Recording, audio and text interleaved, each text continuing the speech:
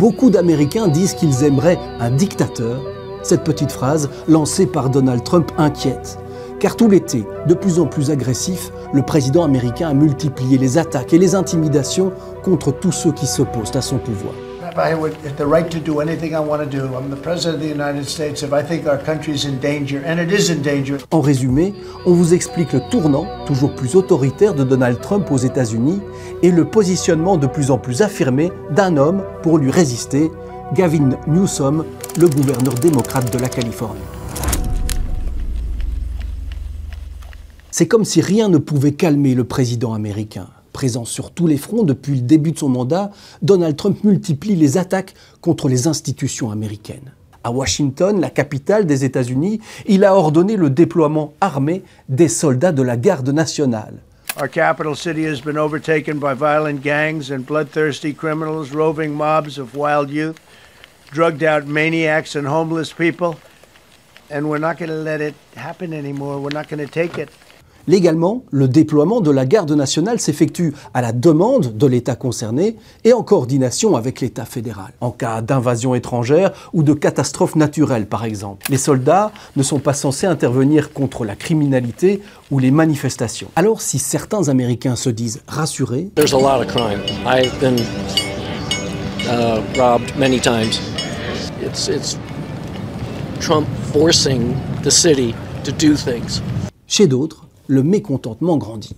It's damn near dictatorship. This is martial law. Without it being martial law, we can't control this. Someone in the White House would think it was okay to try and get the National Guard to turn their guns on American citizens. La réalité chiffrée, c'est pourtant que la criminalité à Washington DC est en baisse depuis 2 ans. On n'est pas dans l'explosion criminelle dénoncée par la Maison-Blanche. Mais Donald Trump ne s'embarrasse plus des contraintes légales et il le répète, nous allons rendre nos villes très, très sûres.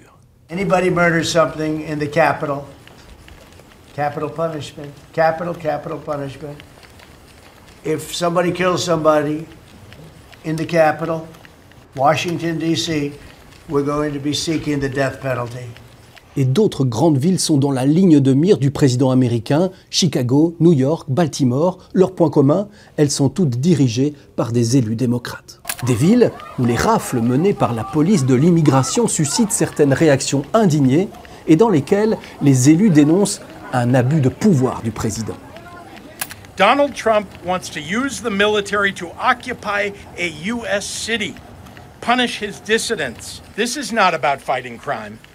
Any action violating the sacred sovereignty of our state to cater to the ego of a dictator will be responded to.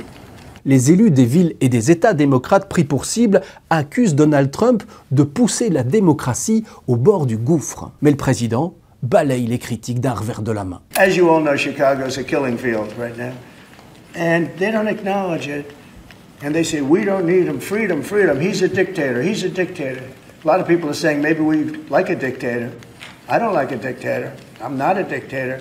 I'm a man with great common sense and I'm a smart person. Quoi qu'en dise Donald Trump, il y a bel et bien une dérive autoritaire manifeste depuis son retour à la Maison-Blanche. Il mène de véritables purges dans les hautes agences fédérales, au ministère de la Défense, de la Justice, au FBI. The president has the authority to fire those who are not aligned with his mission. Il attaque la presse. CNN is scum, and frankly the networks aren't much better.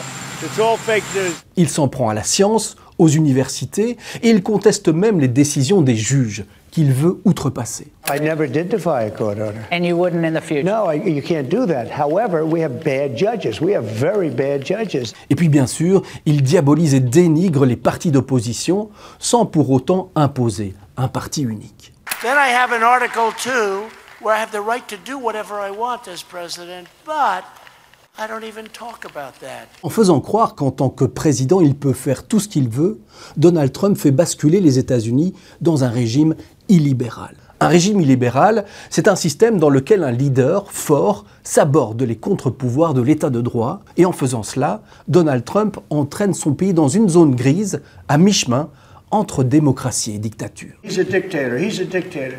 A lot of people are saying maybe we like a dictator.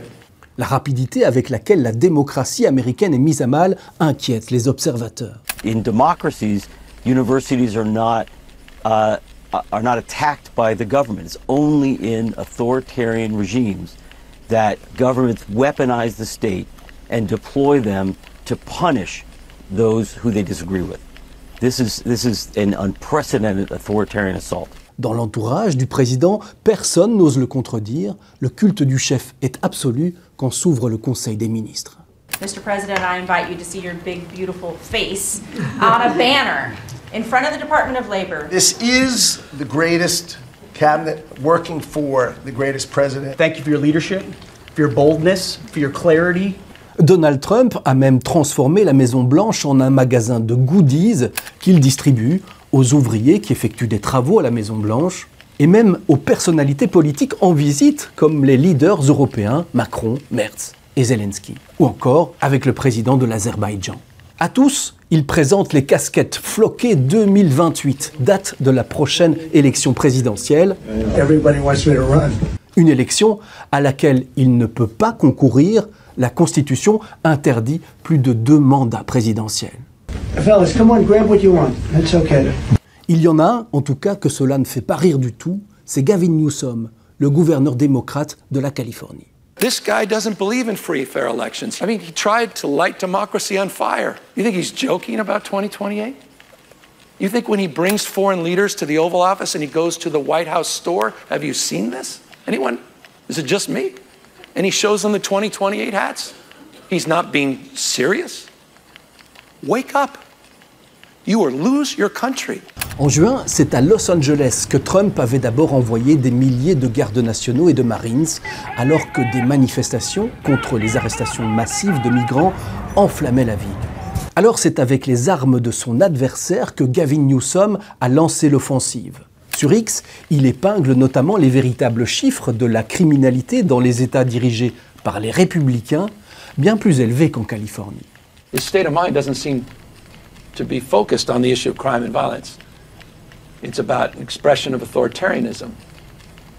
He reflects and waxes, I think, 2 of the last 3 days, talking about being a dictator.